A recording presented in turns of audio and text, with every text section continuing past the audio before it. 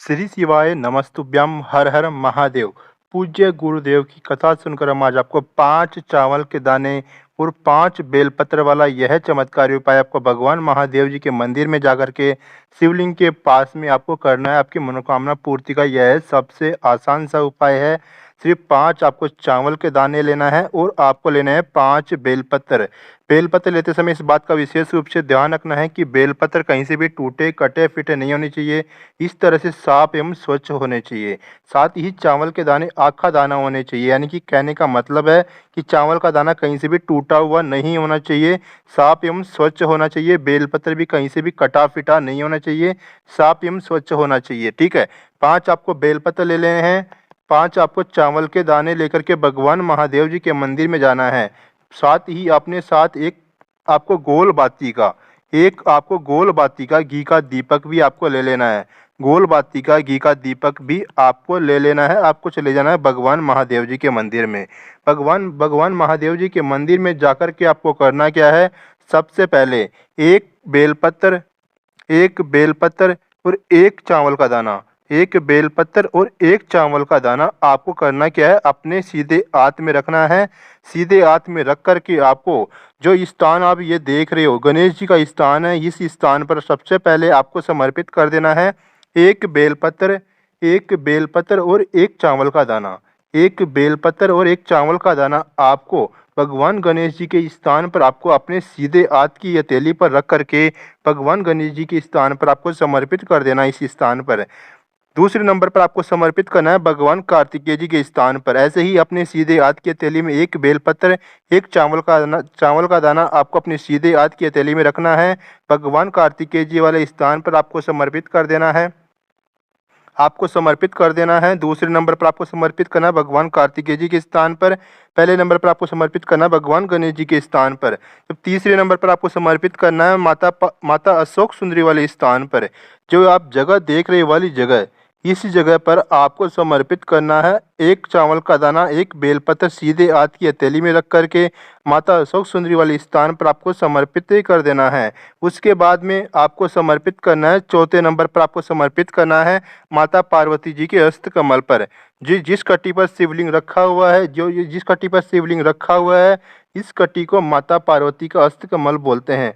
माता पार्वती के हस्त कमल पर आपको अपने सीधे हाथ की हथेली पर एक चावल का दाना, एक बेलपत्र रख करके श्री शिवाय नमस्तुभ्यम बोलते हुए माता पार्वती जी के हस्त कमल पर आपको समर्पित कर देना है। उसके बाद में समर्पित करना है आपको जो भगवान महादेव जी की पांचों पुत्रियां है। भगवान महादेव जी की पांचों पुत्रियां है, जया, विषहरा, शामली, बरी, देव और दोतली। उन पुत्रियों के लिए आपको जो शिवलिंग के ऊपर आपने देखा होगा, शिवलिंग के ऊपर जो घड़ा लटका रहता है, उसमें से बूंद बूंद पानी शिवलिंग के ऊपर गिरता है। उसके अंदर ही भगवान महादेव जी की पांचों पुत्रियां विराजमान रहती है। भगवान महादेव जी की पांचों पुत्रियां उस घड़े के अंदर विराजमान रहती है। उनके नाम का स्मरण करके जया, विषहरा, शामलीबरी, देव और दोतली, ये भगवान महादेव जी की पांचों पुत्रियां हैं। इनका स्मरण करके आपको उस इस घड़े को स्पर्श करके जो घड़ा ऊपर लगा रहता है, उसको स्पर्श करके अपने सीधे हाथ में एक बेलपत्र, एक चावल का दाना पकड़ के उस घड़े को स्पर्श करके शिवलिंग की जलाधारी की जो आप जिस कट्टी पर शिवलिंग रखा हुआ है, यहाँ पर आपको समर्पित कर देना है चौथे नंबर पर। उसके बाद में समर्पित कर देना है भगवान महादेव जी के शिवलिंग के ऊपर एक चावल का दाना और एक बेलपत्र आपको शिवलिंग के ऊपर समर्पित कर देना है। अपनी मनोकामना बोलते हुए, जो भी आपकी मनोकामना हो, उस मनोकामना को बोलते हुए आपको शिवलिंग के ऊपर समर्पित कर देना है एक बेलपत्र और एक चावल का दाना। एक बेलपत्र और एक चावल का दाना आपको समर्पित कर देना है भगवान महादेव जी के शिवलिंग के ऊपर। जो भी आपकी मनोकामना, उस मनोकामना को बोलते हुए आपको यह उपाय करना है। भगवान महादेव जी की कृपा से आपकी जो भी मनोकामना होगी, जिस भी प्रकार की मनोकामना के लिए आप यह उपाय करेंगे, उसमें आपको बहुत ही जल्दी सफलता हासिल हो जाएगी।